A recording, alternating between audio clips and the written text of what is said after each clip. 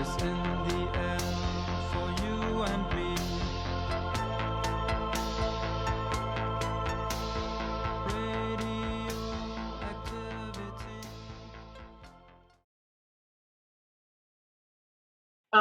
Yes, absolutely. Yeah, the inverse dose rate effect has right now only been observed in cells in culture.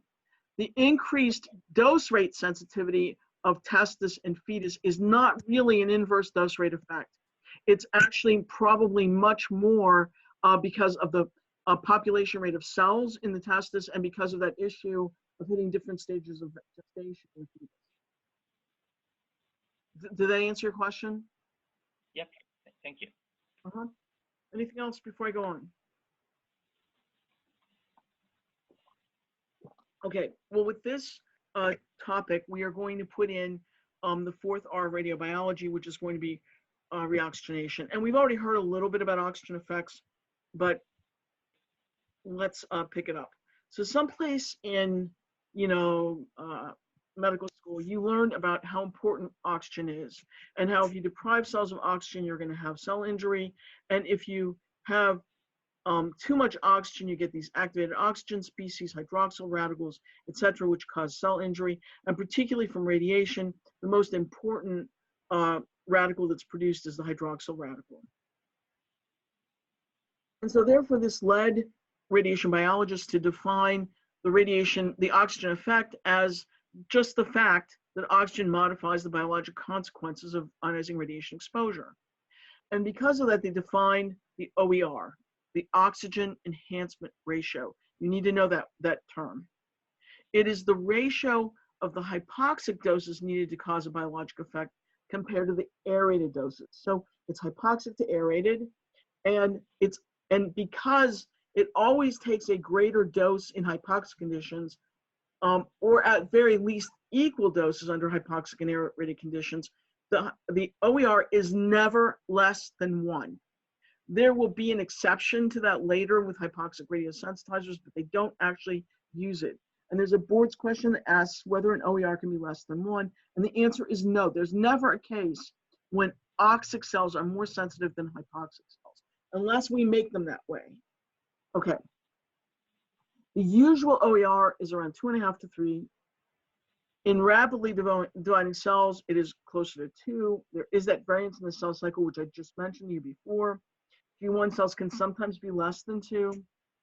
This is going to be a key point. I'm going to show you the data on it in a few minutes. The OER is usually absent for high LET radiations like alpha particles, and it can be intermediate for intermediate LET radiations like neutrons. It does not require that oxygen be present during the moment of irradiation, just 5 milliseconds after. Now that is not useful to us clinically, but it maybe tells us something about mechanism. And finally, it's going to be lower for radiations that kill by single hit mechanisms. What did we just say? High LET radiation is single hit, single target, and the OER is lower for high LET radiations. So that suits us. We also said rapidly growing cells, the OER is lower, and that's M phase cells. So this point about OER is lower for radiation predisposed to killing cells by single hit mechanisms, that's actually a typical board's question then. Okay, here is the OER. Log the starting fraction against dose, hypoxic conditions, oxic conditions, this OER is around 2.8. Let's look here. Here's the curve, the big curve, aerated versus hypoxic conditions. But what do you notice? The OER varies with dose. Up here, the OER is low. Here, the OER becomes higher. Here's the lower portion of the curve that is blown up to show you this. And so OER is going to vary by dose. What about radiation quality? We've already said this, but here are the data. Here is log the starting fraction against dose. Here is the OER for X-rays, around 2.5 up around here. Here it is for neutrons, around 1.6 here. Here it is for alpha particles, it's 1. There's no difference here. X-rays are low LET, gamma rays would be very similar to X-rays here. Neutrons are high to moderate LET, alpha particles are very high LET. So, so clearly there is a dependence on this. Now, why is this happening? I told you when we talked about the indirect versus direct action that this would be coming up repeatedly in the course. Here it is. Again, you'll remember the direct action is where the radiation hits the DNA itself, and the indirect action is where the radiation hits a water molecule, creates a hydroxyl radical. The hydroxyl radical can now attack the DNA. Well, it's believed that the presence of oxygen interferes with this indirect action process. It fixes the oxygen, it fixes the radical damage in the DNA and makes it harder to repair it. So the fact of the matter is, why then would high LET radiation not be so much affected by oxygen? Because most high LET radiation is by direct action, which is not affected by oxygen, whereas the indirect action is. So that's what's led people to conclude that. So here's a nice plot, log the surviving fraction against radiation dose, looking at increasing high oxygen concentrations, low oxygen concentrations, and you would look at this and say, whoa, as you keep going down, you get better survival. But this isn't absolutely true. We also know, log the surviving fraction versus radiation dose, that this applies in vivo as well. Here is the survival curve for a mouse sarcoma cell line, oxic versus hypoxic. But what they did is they looked at the hemoglobin levels in the animal and asked, does it predict whether it's oxic versus hypoxic? And sure enough, the hemoglobin levels do somewhat predict. So if that's the case, that would suggest that in patients, hemoglobin levels pre-treatment may be an indicator of how hypoxic a tumor is. So if you're going to memorize a figure from this, this is a figure I would implant in my mind because this is almost guaranteed to be on the boards. This is the relative radiosensitivity against the oxygen concentration. This goes up, but it maxes out. Where does it max out? It maxes out at 20 to 40 millimeters of mercury, which is the concentration of oxygen in venous blood. So the highest we're going to get is what's in venous blood. You have more oxygen, and it's not going to make a bit of difference. Between 20 millimeters of mercury and lower, at lower concentrations, that's where we see the difference.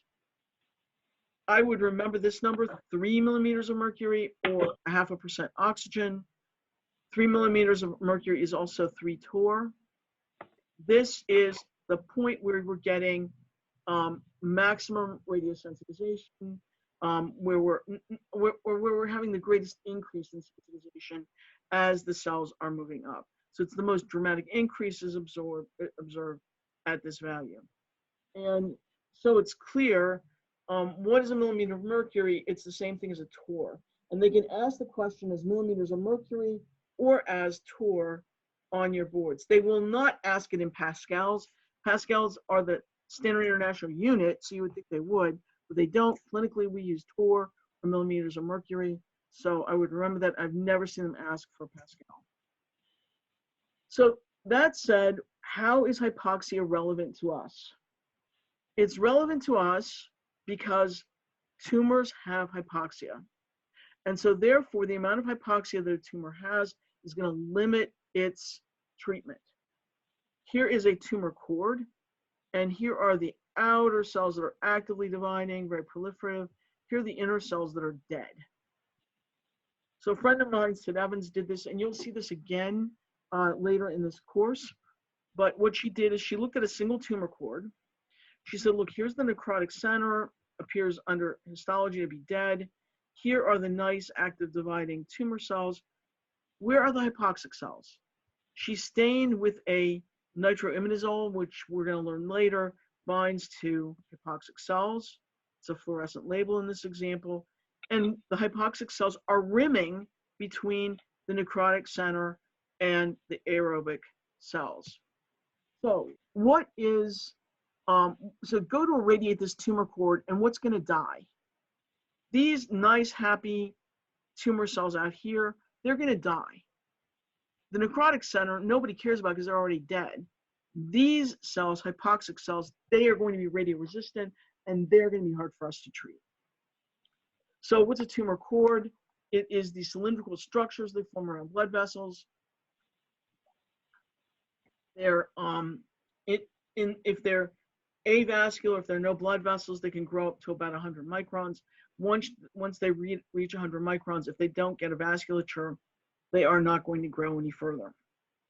And this is the example that Hall gives, where he uses 160 microns. He says, if the radius here is less than 160 microns, it's not going to have a necrotic core, and it's not going to have any hypoxia. If it's 200 microns or higher, it's going to have a necrotic center, and it's going to have hypoxic cells. And if it's between 160 and 200, it might or it might not. Now, I want to point out that hypoxia is important for a number of reasons, not just because of its radiation resistance. It does select for cells that have a decreased apoptotic potential. So that means it's going to be harder for us to kill cells that are hypoxic. It is associated with increased metastatic potential. So if you have a highly hypoxic region in a tumor, you can sure as tootin' think those cells are likely to go on to become metastatic. They have increased mutation frequency, which is part of what drives them to be more metastatic. The pH in those regions is low. It's around 6.2 compared to oxic. That's going to be important when we talk about things like hyperthermia and other situations in hypoxic regions. But that low pH makes it harder to treat. And then there are a lot of macrophage in that region in these hypoxic regions. Now, I want to compare hypoxia with angiogenesis, because this is obviously going to be a feature that's relevant clinically. We just said that if the tumor cord reaches 100 microns and it doesn't have a vasculature, it's probably not going to make it very far. Well, the way in which the vasculature develops is you usually have some proteolysis of the extracellular matrix. You have migration of cells out beyond the vasculature. You have proliferation that's going on in the endothelial cells that line the vasculature. You have the formation of a new lumen out here, and then increased permeability. And it's this increased permeability that allows for tumor cells to escape and go form metastases. Now, I point this out because this is an error in Hall's textbook, and I'll show you, and here's the right number here. What I'll tell you is Hall has it right in one place and wrong in another. This is the place where he has it wrong. And I've done like a lot of work on it because it's so obviously wrong, and he didn't correct it in any of his versions. So here's the story. Here's the blood vessel, arterial end, venous end. How far does oxygen migrate? He claims it's 70 microns. Everybody else, including the vast literature, says it's 150 microns. I think he confused the 150 microns with the diameter instead of the radius. So the 150 microns would be the radius that it could travel, making for 300 micron problem, or even maybe 305 or something because of the blood vessel itself, versus the 70 that he put here. But what is, and you need to know the 150 microns, that's on the boards. They ask it, I swear, just because there's an error on it, error in Hall's textbook on it. So here we go. Oxygen travels, it goes only around 150 microns. So at the 150 micron point, what are we going to have? We're going to have lots of anoxic dead cells. And I have to tell you that the tumor cord is really going to look like this, with the blood vessel on the outside. Necrotic cores here, rimmed by hypoxic cells, and then rimming that are the very happy dividing cells that are getting lots of oxygen. But they're not just getting lots of oxygen. They're getting growth factors from the serum. They're getting nutrients from the serum. So these cells are happy. They are dividing. So they are radiosensitive. Why? Because they're dividing and because they're highly oxygenated. These cells are radioresistant. Why? Because they're not dividing, they're not getting nutrients, and because they don't have oxygen. So hypoxic regions are not just about oxygen, They're also about low nutrients, low glucose, low growth factors. And I want to make sure you know that what we're talking about here, and they can try to confuse you on the boards on this, is we're talking about chronic diffusion limited hypoxia, not acute hypoxia where you have a blood vessel that closes and opens up. Acute hypoxia does not generate the same consequences as chronic hypoxia does. And this says exactly that and defines the difference. Okay. Now, for our purposes, we will claim that venous and arterial blood show no differences in OER, but I will show you these data which argue that there is a very, very slight difference. On the boards, I probably wouldn't push that, but there is a very, very slight measurable difference between the two. Okay. And here is comparing acute hypoxia with the occlusion versus the chronic hypoxia, which is diffusion limited. Again, showing the 70 micron error, which was shown in the previous diagram. And then there are several things that I put in to compare chronic versus acute. And here's the chronic versus acute for microscopic metastases. And the chronic is actually of some concern here. Here are some other data looking at the residual repair and survival. I'm not sure you need to know all this. This you do need to know. So look at the survival curve. This survival curve is called a biphasic survival curve. If you see on the boards biphasic survival curve, you think immediately of this curve. Why is it biphasic? Log the starting fraction against radiation dose. They're trying to use a single dose to kill this mouse tumor. So they have a mouse that's getting 2 Gray, 6 Gray, 10 Gray. Each animal is getting a different dose, and they plot the survival curve of the tumor. Here is a part of the tumor that has a D0 dose of 1.1, and here is a part of the tumor that has a D0 of 2.6. What do you see here? You would say this is about a 2-fold difference. This is due to OER. So this part of the survival curve is killing the oxic cells. This part of the survival curve is trying to kill hypoxic cells. And so what you really have is this resistance to killing, which is due to the hypoxic cells that are present in the tumor. This is why it's not good to try to kill the tumor in one dose, because if you try to kill this tumor in one dose, what would happen? You would probably be leaving a lot of cells behind that are resistant. Here's another curve showing kind of the same thing. Here's the oxic curve, hypoxic curve, and the air curve in between. Again, showing how difficult it is to kill hypoxic cells with radiation. So we finally come to the concept of reoxygenation. So you've got a tumor, it's got aerated and hypoxic cells. Let's say it's got 15% hypoxic cells, and you irradiate it. What's left? In the first moment after radiation exposure, we have mostly hypoxic cells left. But now we give it time to reoxygenate, and now we've got 50% hypoxic cells and the rest of the cells that are aerated. We irradiate again, and what happens?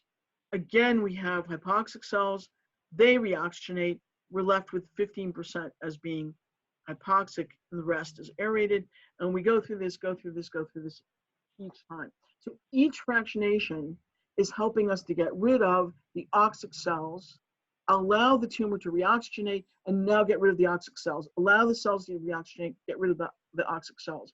Most people claim that whatever the percentage of hypoxic cells is at the beginning of the tumor is what will remain at the end of the tumor as well. But because the tumor has shrunk so significantly and has so much fewer cells, we're leaving a lot less percentage, a lot less number of hypoxic cells in the tumor. So this is the fourth R, the concept of reoxygenation. What does it do us good? Does it kill the tumor better? Yes. Does it affect the normal cells? No, because most normal cells are normal oxic. So it's not going to affect the normal cells. It's going to help us kill the tumor better. And here are the data that look at percentage of anoxic cells, give a dose of 10 Gray. What happens? First, hours after radiation exposure, everything is hypoxic, and now it reoxygenates, reoxygenates, reoxygenates. Most people claim that it takes 6 hours to reoxygenate. So how long do we say it was to repair in vivo? 4 to 6 hours. How long is it to reoxygenate in vivo? Probably about 6 hours. That's not as predictable, but it's another reason why we wait 6 hours at least between fractions, not just for repair, but also for reoxygenation. And one point that people frequently bring up is, here is the life of the tumor before treatment. It gets treated. Here's the reoxygenation. Reoxygenation can be as good as it was prior to treatment, never what it was in the beginning, or it can, if you're lucky, go back to treatment levels. Here is the time frame. If the blood vessel is temporarily closed, like you would find in acute hypoxia, it will be minutes. But if you're looking for cord shrinkage as your endpoint, it could be days to be able to detect that. And here is looking at the oxygen concentration in tumor versus normal cells. This is normal breast, and this is the breast cancer. You can see where there's such a difference in the concentrations. Again, bringing up that point that I brought up earlier, that pre-treatment oxygen levels are a predictor of tumor response. Now, here are a whole bunch of different tumors in mice that have been examined for their oxygenation rate and degree of reoxygenation.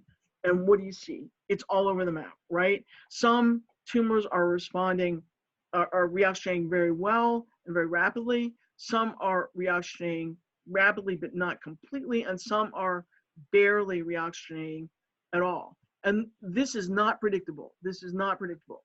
So that becomes for us a problem. One of the things that we try to do, that there are a large number of people that are working on monitoring hypoxia within tumors to see if there's some way we can better treat tumors because of that. There are people that are going after hypoxic toxins to try to kill hypoxic regions of tumors. We will talk about all of those, but the fact of the matter is it's still very, it still limits our treatment capabilities. And some of the drugs like azomycin is being used in a PET assay to detect hypoxia. So there's a board's question that asks, what is the evidence that supports the presence of hypoxia in tumors in vivo? And the answers are, one, that biphasic survival curve, okay? The fact that you can get this biphasic survival curve in which the survival curve is very similar to situations where hypoxia has been shown to take place. If you look at the histology, it suggests that there's hypoxia. You can use oxygen probes that bind to and suggest the presence of hypoxic regions. The nitroimidazoles, I showed you that slide with the tumor cord where the nitroimidazole was binding to the hypoxic regions. The hemoglobin levels pre-treatment are often prognostic indicators. And finally, the predictive assays, oxygen probes can be used in some examples for predictive assays. Now, this is here, it makes sense. If you clamp, your oxygen levels are below the clamp are going to be a lot less. If you use different kinds of treatments, you're going to have lower concentrations of oxygen.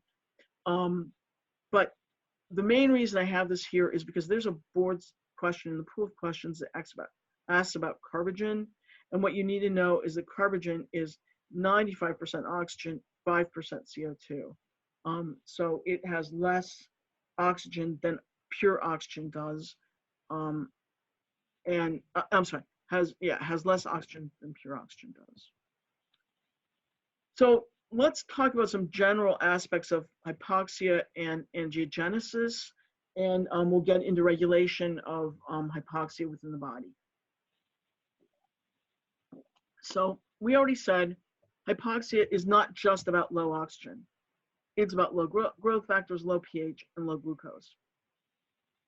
These situations set up the tumor for increased angiogenesis through the stimulation of VEGF, vascular endothelial growth factor, which stimulates new blood vessels to form. This is going to contribute to malignant progression. And you know what? Angiogenesis may not be in our best interest, because angiogenesis may be giving better blood supply to the tumor and therefore more oxygen.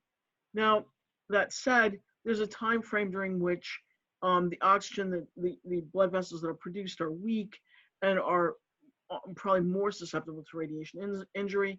So the timing of an angiogenesis inhibitor with radiation would be very critical to think about. Hypoxia, we already said, sets us up for mutations, gives us genomic instability, and that leads to malignant progression. And then hypoxia usually favors increases in BCL2 and decreases in P53. So there's less apoptosis going on, and that favors malignant progression. So there's a lot of biology going on in hypoxic situations that tends to push the tumor more toward malignancy. In addition, there's a cycle certainly that takes place that as the tumor progresses and gets larger in size, develops this area that's not vascularized, stimulates angiogenesis. This tumor now becomes harder and harder to treat because it has gone through these many mutations, is not the same as it was in the very beginning when it was perhaps more simple. And this just talks about tumor form. Here are the data on the increased metastatic potential. There was a board's question about this last year. That's why I emphasize it. In hypoxic regions, this is an area with low oxygen, this is an area with high oxygen. Metastatic potential is very high here. It's not nearly so high here with high oxygen. So as you go to lower and lower oxygen concentrations, you increase the metastatic potential of the tumor. So, so let's look at this fourth R for a moment.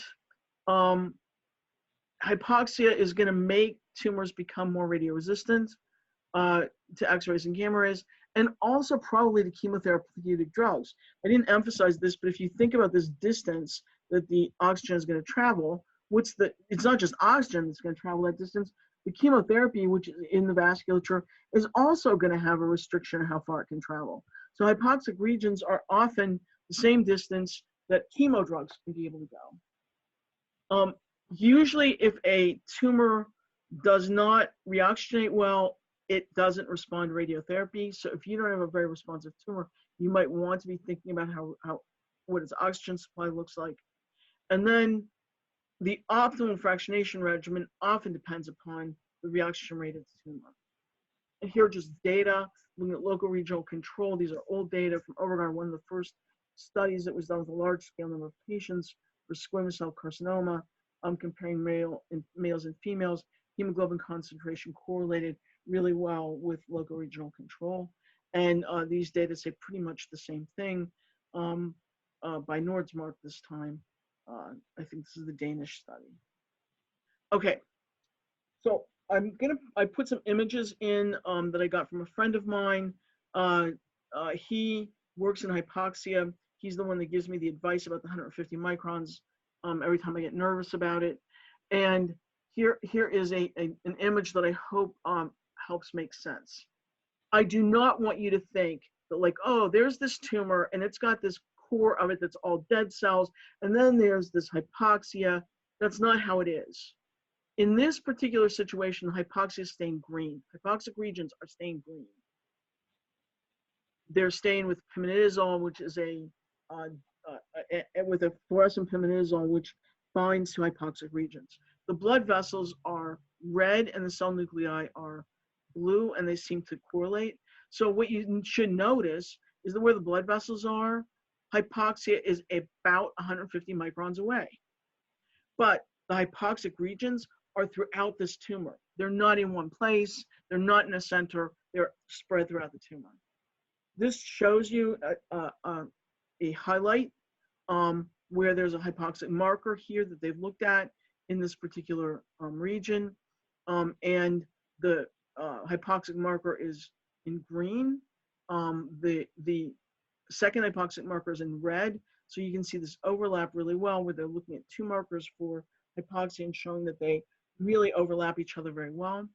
And then here is the hypoxia with these sort of brownish colors here and the oxic situations out here. Not as many proliferating cells in this region as there are out here.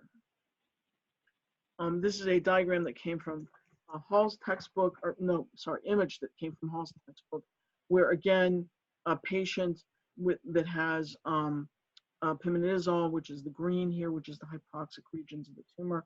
I don't like this one so much because it suggests that all the hypoxia is in one area.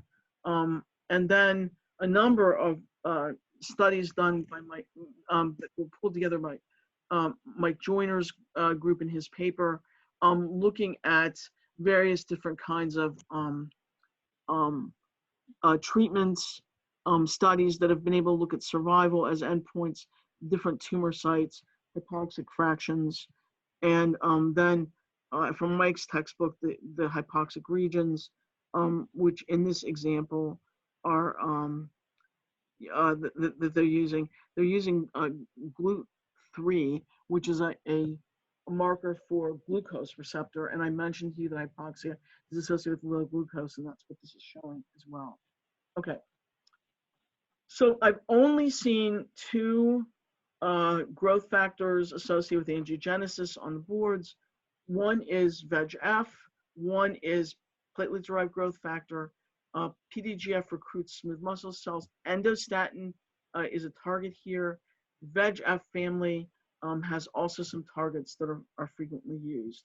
I would know those too. I already mentioned this. And here is a summary of some of the angiogenesis factors that I've seen on boards. Basic fibroblast growth factor, also called FGF2, is a pro-angiogenic agent that works synergistically with VEGF. Endostatin is an inhibitor of angiogenesis. It usually induces endothelial cell apoptosis. Keratinocyte growth factor, or FGF7, aids in angiogenesis. It turns on epithelial cell growth, and it's also been a therapeutic target. Interleukin-8 increases angiogenesis. Heparin is an inhibitor of angiogenesis. And then this is going to be a very important point for us coming up. HIF-1 alpha is a major transcription factor for VEGF. So the idea for angiogenesis is really similar to the idea for apoptosis. You have activators, you have inhibitors. If you lean and have too many inhibitors, you get inhibition. If you lean and get too many activators, you have activation. And it's this balance that is so important for us to consider when we think about tumors. There are a large number of these that have been used as therapeutic targets in clinical trials. I think these aren't quite as important now as they were a few years ago, but still they're being used. The ones I've heard on the boards before are endostatin and Avastin. I think that's it actually from this list. Okay, so let me just look, because this is a big point that I have to make next. I want to make sure I have time enough. Yeah, I'll be able to do it. Okay, this is really important. This is on your boards. How does the body sense oxygen and know that it should turn on angiogenesis? It is all based on this protein, HPH, which on the boards will be called PHD. It's a prolyl hydroxylase or a diprolyl hydroxylase. It is the protein. So let's start from the beginning. HIF1 has two subunits, HIF1 alpha and HIF1 beta. And when HIF1 alpha and beta are united together, they turn on transcription of about 50, 60 genes, and one of them is VEGF. One of them is the glucose receptor, and there are a whole bunch of different proteins that are turned on. Now, transcription takes place when the HIF1 alpha protein is phosphorylated, it binds to HIF1 beta, turns on transcription. What stops this process is when the PHD protein has no oxygen, it makes this HIF1 protein maintain its phosphate groups. When there is high oxygen, which should be going on in all of our cells right now, this HPH protein, or the PHD protein, converts these phosphate groups to hydroxyl groups. Von Hippel-Lindau protein binds, ubiquitinates it, sends it to the proteasome where it is trashed. So HIF1 alpha, or HIF1 alpha HIF1 alpha, is continuously being trashed when we have lots of oxygen. When we have low oxygen, then it goes to work and makes VEGF. This is shown perhaps a little bit better detail here. This is the PhD protein, HIF1 alpha, being able to bind to its HIF1 beta and turning on transcription of VEGF, GLUT1, et cetera, Now, I need to mention two things to you. HIF1, what does it stand for? Hypoxia-inducible factor. What is the response element that it binds to in the genome? The hypoxia response element. Please do not confuse these with heat shock factor and the heat shock element. HSF and HSE. Those are going to be important for hyperthermia. We'll talk about those later. So please, remember, look for the HIF versus the HSF. So so the idea is this is what's going to happen when we have low oxygen concentrations to allow us to undergo angiogenesis.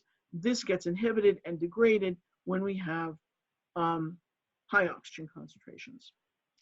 This shows the exact sites where the von Hippel-Lindau protein binds to and targets HIF1 alpha. This shows some of the process that not just HIF1 alpha is important in hypoxia, but it's involved in glycolysis and lipid metabolism and other functions within the cells. This is one of the pathways that's important for HIF1 to allow for transcription. I don't think you need to know the details of this pathway. And this shows HIF1 alpha binding to the hypoxia response element or getting ubiquitinated and going to the trash can. Okay, I think that's all you need to know from that. Now, this is a structure just to kind of put in your minds what this looks like. This is the HIF1 alpha protein. Von Hippel-Lindau protein binds here. You can see these beta sheaths that are present. There are multiple domains. I don't think you need to know this, but it might help be able to visualize it to some extent. And this just says the same thing I've said, but in different words. Okay, are there drugs that inhibit HIF1 activity? There are. I've never seen any of these drugs on the boards. The topoisomerases might come up because they inhibit HIF1 activity. They're going to be important for us clinically later when we talk about the clinic. The heat shock proteins, HSP90 can also be a target.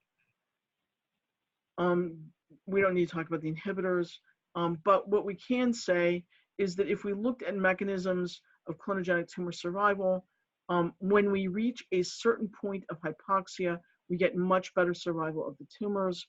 And so this gives us this hypoxia, therefore allows for better tumor survival, more metastases, et cetera, and this complicated pathway allows for detection of hypoxia and repopulation.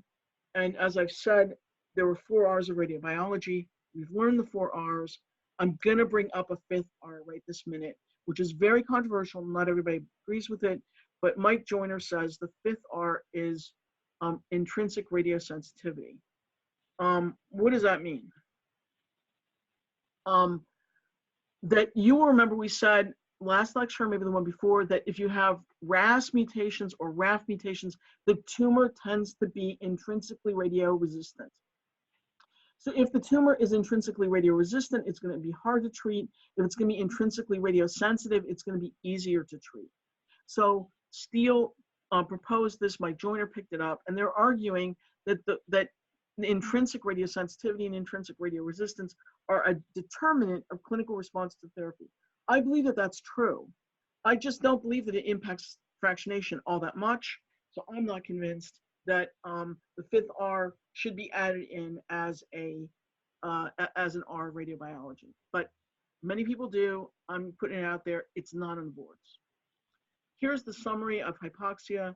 Hypoxic cells are much more resistant to the effects of ionizing radiation than oxic cells would be. Hypoxic cells are found in tumor cords with a radius of 200 microns or greater. The chronic hypoxia is the main one we dealt with here, leading to tumor necrosis and the hypoxia that's of clinical relevance. The local control of tumors correlates with the pretreatment oxygen concentration levels that the patient had.